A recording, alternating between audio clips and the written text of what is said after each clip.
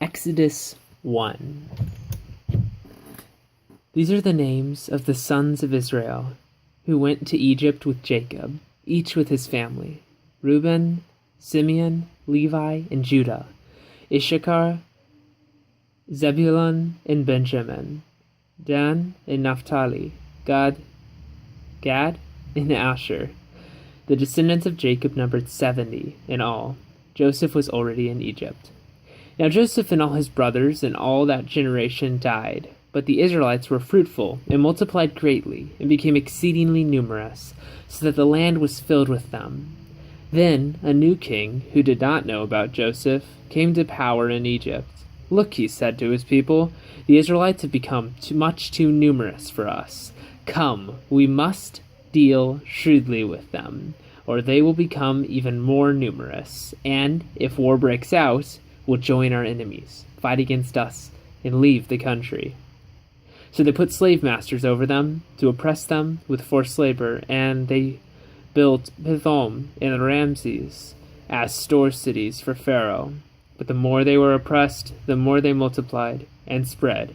So the Egyptians came to dread the Israelites and worked them ruthlessly. They made their lives bitter with hard labor and brick and mortar, and with all kinds of work in the fields. In all their hard labor, the Egyptians used them ruthlessly. The king of Egypt said to the Hebrew midwives, whose names were Shiphrah and Puah, "When you help the Hebrew women in childbirth and observe them on the delivery stool, if it is a boy, kill him, but if it is a girl, let her live."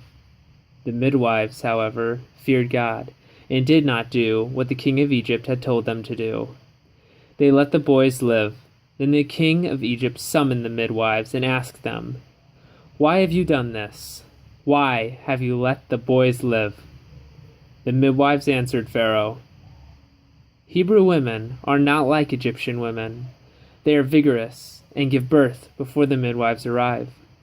So God was kind to the midwives, and the people increased and became even more numerous. And because the midwives feared God, he gave them families of their own.